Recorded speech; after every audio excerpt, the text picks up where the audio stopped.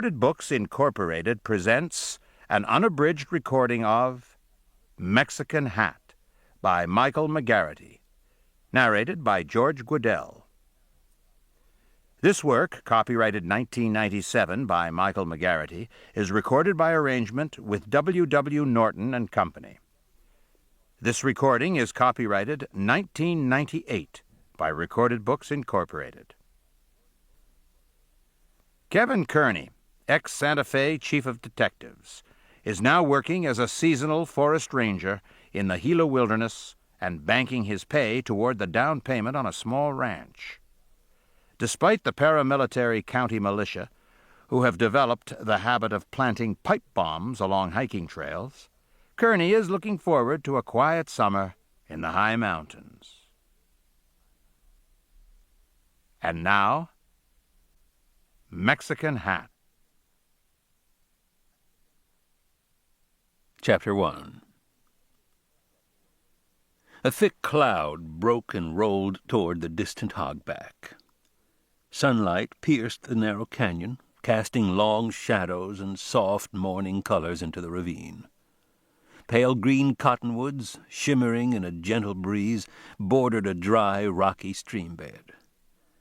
Driving into the sun, Kevin Kearney dropped the visor to block the glare, slowed the truck, and grunted in frustration. He was lost. In front of him, juniper and pinon trees climbed steep slopes to a ridgeline that slashed abruptly above the canyon and pointed directly at a serrated peak. From the lay of the land and the piss-poor condition of the forest road, it was unlikely the route would take him to the /Z summer pasture. He stopped and consulted the quadrangle map. 3 private ranches straddled Dry Creek Canyon, deep in the foothills of the Gila Wilderness. He'd passed the first 2 at the wide mouth of the canyon, where rangeland and cactus flats spread to the breaks and dipped down to the San Francisco River. Kearney was a good mile beyond where the 3rd ranch should be. He glanced at the radio and rejected calling the Glenwood Ranger Station to ask for directions. He might be new to the job and a seasonal employee to boot, but he was capable of getting oriented without any help. He backed the truck down the road to the cutoff, got out, and found a Forest Service sign that had been ripped off a post and tossed in some underbrush. The spur he'd taken was closed to vehicles. That solved the problem. Kearney backed farther down to the fork and rattled over an equally primitive route that traveled away from the hogback. After a steep, rocky climb, the road leveled as he entered a thick stand of old-growth ponderosa pines that peppered the north face of the mountain. Deep shade made it feel like dawn instead of full morning.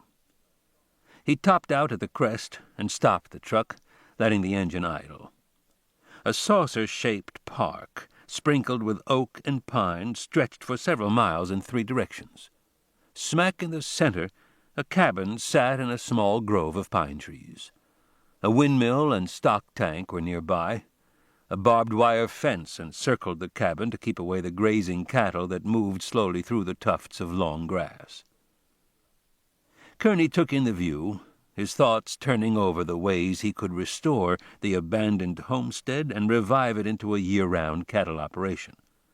There was a perfect cove at the far end of the field where a house, horse barn, and feed shed could be sheltered. The old cabin could easily be converted into a repair shop, to be used when winter came and all the things that needed fixing could be attended to when the weather made outside work impossible. The road to the cabin was in sorry shape and needed to be graded and packed with base course so it could be used year-round. New fences would have to be thrown up to segregate the land into pastures to prevent overgrazing, and a new corral and loading chute were necessary, but all in all, one man could handle it, if he was willing to work 16-hour days and forego time off for a couple of years. With federal grazing rights, he could run several hundred head of cattle and maybe make a small profit once the operation was up and running. Kearney shook off the daydream.